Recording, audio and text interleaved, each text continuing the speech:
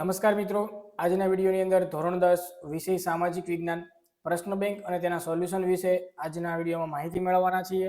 મિત્રો, વિડીયોમાં આગળ વધતા પહેલા જો તમે ચેનલમાં નવા હો તો આપણી ચેનલને સબસ્ક્રાઇબ કરીને બેલ આઇકન ઉપર ક્લિક કરી દેજો, એટલે જ્યારે ચેનલમાં નવો વિડીયો અપલોડ થાય તેની માહિતી તમને સૌથી પહેલા અને સૌથી ઝડપથી મળતી રહે.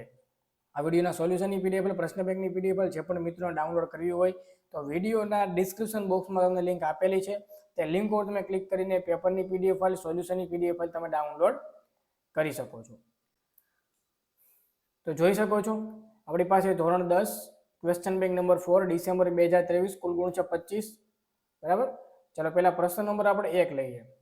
તો કે પ્રશ્ન નંબર 1 શું કહે છે? જે 6 ગુણનો તમને આપેલો છે. તો કે નીચેના જોડકા યોગ્ય રીતે જોડો. જે તમારે કોઈ પણ 2 લખવાના છે. 2 ગુણનો તમારો પ્રશ્ન છે. જોઈએ ચાલો. સૌથી પહેલા તો કે ભાઈ અજંતાની ગુફાઓ, રાણીની વાવ. રાણીની વાવ ક્યાં આવે? પાટણમાં આવે. તો આમાં તમારે એચ લખવાનો, રાણીની વાવ. તાજમહેલ ક્યાં આવે? આગ્રા. તો અહીંયા એફ લખી નાખો. બરાબર. પછી રાષ્ટ્રીય સ્મારક આવે દિલ્હીની અંદર, તો સી ગણ નાખો. પછી અજંતાની ગુફાઓ જે છે એ ક્યાં આવશે? હૈદરાબાદ. બરાબર. પછી બૃહદેશ્વર મંદિર તાંજોર. પછી ભારતીય સંગ્રહાલય, પછી સંગમેશ્વર મંદિર. તો આ રીતના તમારે અલગ અલગ બધા જવાબ લખવાના, કોઈ પણ તમારે 2 લખવાના આવશે. ઓકે, ચલો ત્યાર પછી આગળનો સવાલ તમને આપેલો છે. તો કે ખ 1-2 વાક્યમાં જવાબ લખો. 1-2 વાક્યમાં જવાબ લખો. કોઈ પણ તમારે 2 લખવાના છે. 2 ગુણનો તમને પ્રશ્ન આપેલો છે. જોઈએ આની અંદર પહેલો સવાલ, ગ્રાહકના કોઈ પણ 2 અધિકારો જણાવો. બરાબર. બીજો સવાલ તમને આપેલો છે, ભાવ નિયંત્રણ શા માટે અનિવાર્ય છે? ત્રીજો સવાલ છે, ગ્રાહક ફરિયાદ ક્યાં કરી શકે છે? ચોથો સવાલ છે, ગ્રાહક જાગૃતિ થી કોને લાભ થાય છે? પાંચમો, માનવ વિકાસ એટલે શું થાય? 6 નંબરનું, બાળ રસીકરણથી શું ફાયદો છે? અભયમ યોજના કોના માટે કામ કરે છે? અને HDI નું પૂરું નામ જણાવો. આ રીતના તમને 8 સવાલમાંથી તમારે કોઈ પણ 2 તમારા વર્ગ શિક્ષક આપશે. આનું સોલ્યુશન જે પણ મિત્રો ડાઉનલોડ કરવું હોય તો વિડીયોના ડિસ્ક્રિપ્શન બોક્સમાં આપણે ટેલિગ્રામ ગ્રુપની લિંક આપેલી છે, તો ટેલિગ્રામમાં જોઈન થઈ જજો. એમાંથી તમને પ્રશ્ન બેંકની પીડીએફ ફાઇલ, સોલ્યુશનની પીડીએફ ફાઇલ મળી જશે. ચલો આગળનો પ્રશ્ન લઈએ. ગ નંબરનો સવાલ, યોગ્ય વિકલ્પ પસંદ કરી જવાબ લખો. કોઈ પણ તમારે 1 લખવાનો છે. બરાબર. પહેલો સવાલ, દેશમાં લગભગ કેટલી ગ્રાહક જિલ્લા ફોરમ કાર્ય કરે છે? Option A 485, 571, 175, 751. રાષ્ટ્રીય કમિશન કેટલા સભ્યોનું હતું ભાઈ? તો રાષ્ટ્રીય કમિશન કેટલા સભ્યોનું હતું ભાઈ? 7 સભ્યો. બરાબર. જોઈ લેજો એક વખત. બરાબર, કેટલા સભ્યોનું હતું તે. માનવ વિકાસ અહેવાલ 2015 મુજબ ભારતીય સરેરાશ આયુષ્ય કેટલું છે? ભાઈ સ્થાનિક સ્વરાજ્યની સંસ્થાઓ મહિલાઓ માટે 33% અનામત. બરાબર ભાઈ. ચાલો આગળનો સવાલ છે, ખાલી જગ્યા પૂરો. કોઈ પણ એક લખવાનું છે. ખાલી જગ્યા વિકાસના દેશમાં માનવ કેન્દ્રિત અભિગમ છે. પછી માનવ વિકાસ અહેવાલ વર્ષ 2015 મુજબ 128 દેશોમાં ભારત કેટલામાં ક્રમે હતો? પછી ત્રીજો સવાલ આપ્યો છે, ખાલી જગ્યા દેશ માનવ વિકાસ અંકમાં છેલ્લા ક્રમે છે.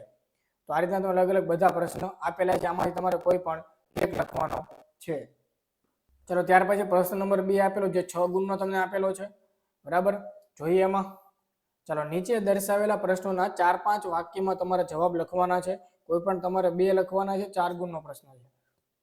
પહેલો સવાલ, ખજુરાહોના મંદિરનો પરિચય આપો. બીજો, ફતેહપુર સિકરીને સંક્ષિપ્તમાં પરિચય આપો. અમદાવાદમાં આવેલ સાંસ્કૃતિક સ્થળો જણાવો. પ્રાચીન સમયમાં ભારતની તીર્થભૂમિ રહ્યું છે સમજાવો.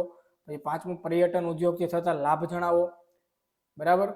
પછી ઐતિહાસિક સ્થળોને લોકો નુકસાન કઈ રીતે પહોંચાડે છે? ભારતીય પુરાતત્વ સર્વેક્ષણ કયું કાર્ય કરે છે? ભારતની વિવિધતામાં એકતા વિષયને સંક્ષિપ્તમાં સમજાવો. બરાબર. તો આ રીતના તમારે કોઈ પણ 2, 4, 5 વાક્યમાં લખવાના. પ્રત્યેકના 4 ગુણ, એટલે કોઈ પ્રત્યેકના 2 ગુણ થશે. બરાબર.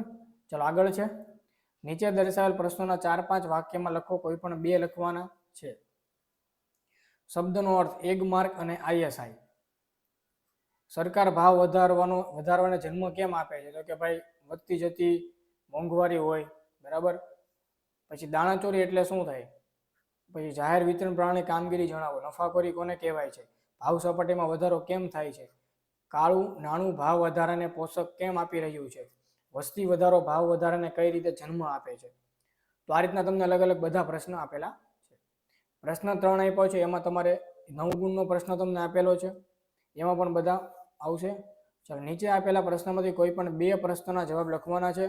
6 ગુણનો પ્રશ્ન, પ્રત્યેકના 3 ગુણ થશે. જોઈ લ્યો. ચાલો, ભારતમાં માનવ વિકાસાંક સુધારો થઈ રહ્યો છે, શાના પરથી કહી શકાય? માનવ વિકાસનું મહત્વ, અભયમ યોજના, ભારતમાં સ્વાસ્થ્ય સુધારણા થયેલી કામગીરી, સરસ્વતી સાધના. આ રીતના અલગ અલગ બધા પ્રશ્નો તમને આપેલા છે. પ્રશ્ન નંબર 4 છે, એ પણ તમારો 4 ગુણનો છે. ચાલો, એમાં પણ તમારે કોઈ પણ 2 પ્રશ્ન લખવાના આવશે કે આપણે આપણી ઐતિહાસિક સ્થળોની સુરક્ષા અને જાળવણી કેમ કરવી જોઈએ. ઐતિહાસિક વારસાના સ્થળોની સુરક્ષા આપણી ભૂમિકા હોય છે. તાજમહેલ, સ્થાપત્ય કલા, ગુજરાતના સાંસ્કૃતિક વારસાના સ્થળો વિશે નોંધ. કોઈ પણ 2 લખવાના 4 ગુણનો પ્રશ્ન છે.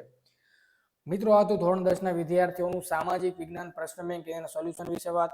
વિડીયો ગમે તો વિડીયો લાઈક કરો, શેર કરો, ચેનલને સબસ્ક્રાઇબ કરો. મળીશું આવવાનો વિડીયોમાં. બધાને good bye, good luck, thank you.